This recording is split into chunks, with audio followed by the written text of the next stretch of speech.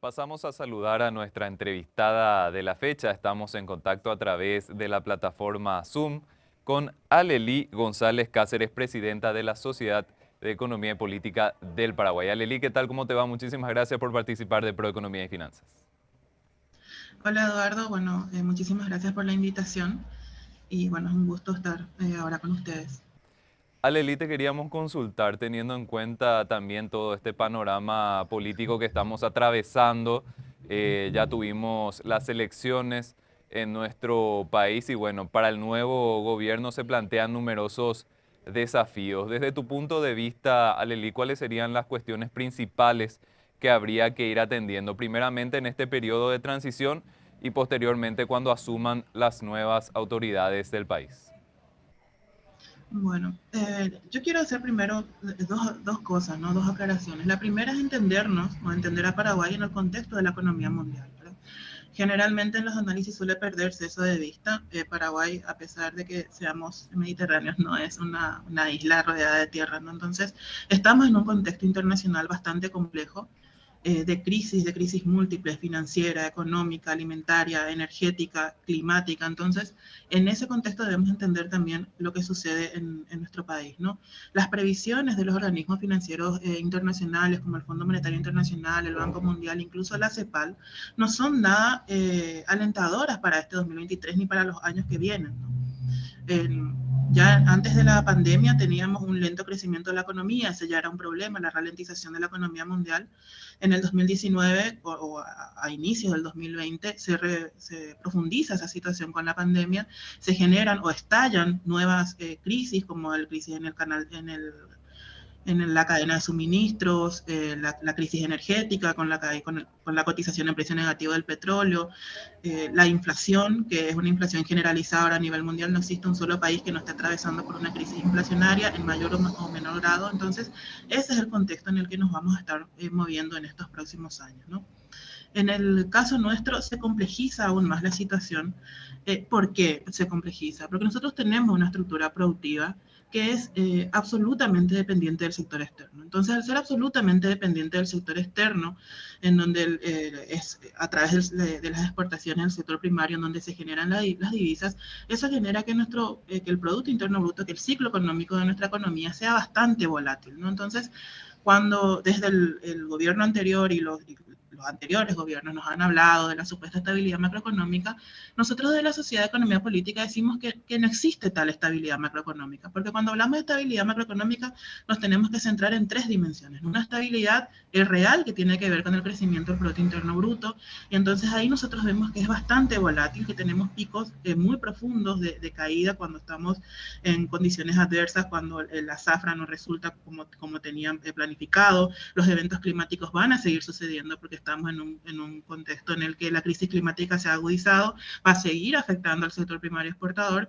entonces eso va a generar lógicamente una reducción en los ingresos para este sector, ¿no?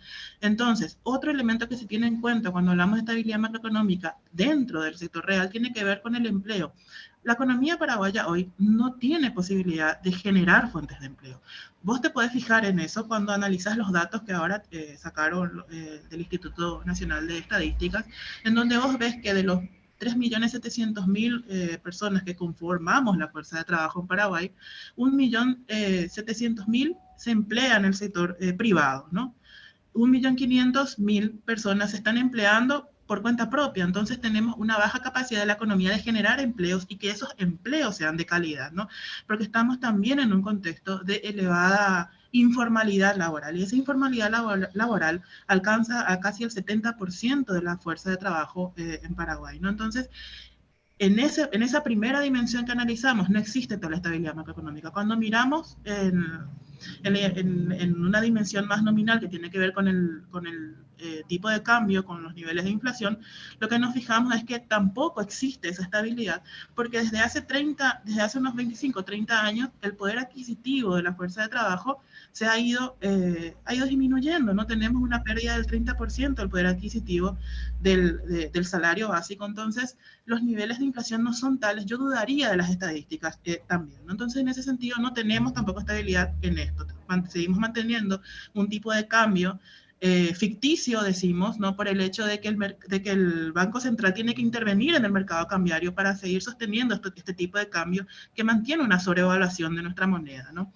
Y una tercera dimensión que tiene que ver con el sector externo precisamente. Entonces nosotros tenemos una balanza de pagos que si vos la miras hoy, tenemos una fuga de capitales sin precedentes, ¿verdad? Tenemos entonces una estructura productiva que no favorece para las políticas que supuestamente han prometido quienes estuvieron ahora disputando la presidencia, ¿no? Entonces, nosotros, por ejemplo, si miramos ahora los gastos del Estado a marzo del 2023, vemos que se han incrementado en un 14%, ¿verdad?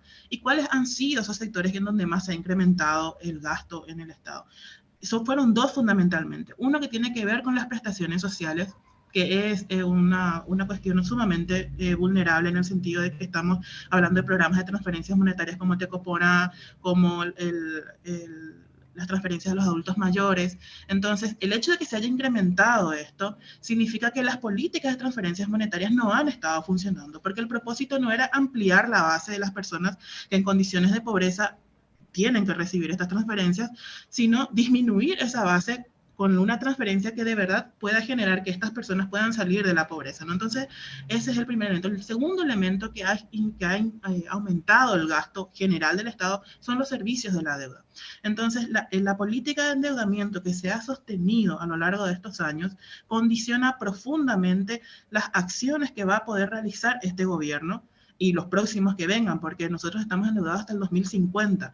Solamente en el primer trimestre de este año, nosotros hemos perdido el 4% de nuestras reservas por dos cuestiones. Una, para seguir sosteniendo este tipo de cambio, colocando divisas en el mercado cambiario local, y por otro lado, porque desde de las reservas se han utilizado los recursos para pagar la deuda que vencía ahora en el primer trimestre. En el segundo semestre, nosotros tenemos que abonar 500 millones de dólares en servicios de la deuda, ¿no? Entonces, el Estado paraguayo hoy no tiene ni la capacidad de recaudación, ni recauda lo suficiente para poder sostener la política de endeudamiento que ha venido llevando adelante, ¿no? Hoy nosotros tenemos una deuda de todo el sector público en total, contando la deuda externa e interna, que supera los 15.000 millones de dólares, ¿no? De esos, 13.000 millones, más de 13.000 millones de dólares es endeudamiento externo. El presupuesto que se aprobó para este año tiene un margen, un déficit fiscal que ronda el 3%. ¿Cómo se va a financiar ese déficit fiscal? Y necesariamente se va a tener que financiar con deuda, porque vos tenés tres mecanismos nada más para poder financiar o apalancar ese déficit público. Lo podés hacer a través del endeudamiento, como se ha venido haciendo, colocando bonos del Tesoro en el mercado financiero internacional a tasas de interés muy elevadas para que sean apetecibles, o solicitando préstamos con organismos financieros multilaterales, etcétera, ¿no? Entonces, el problema con el endeudamiento vía bonos soberanos es que las tasas de interés no solamente son altas, sino que cuando pagas los intereses que generan estos títulos de deuda que tiene el Estado, vos los vas pagando semestralmente y al final, a los 10 años de plazo que se coloca el título de deuda, el Estado debe abonar la totalidad, es decir, no hay una amortización del capital. Entonces el Estado termina pagando muchísimo más, a veces el doble, el triple de lo que efectivamente recibió al colocar esos títulos de deuda en el mercado financiero internacional, ¿no? Entonces, ese es un problema demasiado concreto para la economía hoy. Nosotros tenemos el 37% o la deuda externa, la deuda del sector público representa el 37% del Producto Interno Bruto. Eso es muy elevado para un país con una economía como la nuestra, ¿no? Dependiente absolutamente del sector externo, por tanto, sumamente volátil, con un índice de apertura exterior del 53%, uno de los más altos a nivel regional, con una estructura productiva poco diversificada que depende de las materias primas, que no es capaz de generar empleo. Entonces, en esas condiciones es en las que va a tener que gobernar Santiago Peña, ¿no? Y van a tener que gobernar todos los siguientes, ¿no? La segunda forma en la que vos tenés para poder financiar o apalancar este déficit público tiene que ver con una reforma al sistema tributario, ¿no? Esa reforma al sistema tributario es necesaria. En nuestro país nosotros tenemos una presión tributaria muy baja. Muchísimo más baja que los países del Mercosur, muchísimo más baja que la región en general, y tenemos también un Estado en el que se evaden los impuestos, ¿no? Entonces, esos son las dos grandes vías por las que se puede apalancar el déficit público, y lo otro que no es lo recomendable tiene que ver con la monetización del déficit, ¿verdad? Que es la emisión monetaria por el total o por un porcentaje del déficit fiscal, ¿verdad? Pero esa es una política sumamente inflacionaria, entonces no representa una solución. Si queremos pensar el país o la economía paraguaya con seriedad, nosotros necesariamente tenemos dos opciones, ¿no? O el gobierno, si de verdad pretende generar puestos de empleo, como dijo Santiago Peña en sus discursos, mejorar la calidad de vida de la población, necesariamente tenemos que hablar de una reestructuración de la matriz productiva. La economía paraguaya no puede seguir dependiendo del sector primario exportador. Necesitamos diversificar esta estructura productiva, se necesita una política seria de industrialización, no de maquiladoras. La maquila no es industria. Entonces, eso no está hoy en las propuestas del gobierno, ¿no? Entonces, eso es lo que nos espera, ¿no? Una economía condicionada por la crisis mundial, condicionada por la política de endeudamiento que precedieron y que va a seguir sucediendo porque no se avisora una reforma en la estructura tributaria que permita al Estado recaudar más. Tampoco se avisoran políticas porque no ha sido parte del discurso ni de las propuestas de los candidatos de gobierno una política de formalización de la economía. Hoy el sector de la economía subterránea supera el presupuesto general aprobado para este año. Nosotros tenemos un volumen de economía subterránea que supera los 22.000 millones de dólares y el presupuesto para este año, con el que va a tener que manejarse Santiago Peña en estos primeros meses de gobierno, apenas supera los 15.000 millones de dólares, ¿no? Entonces, la economía paraguaya tiene serios problemas que deben resolverse si es que de verdad queremos aspirar a mejorar la calidad de vida de la población, ¿no?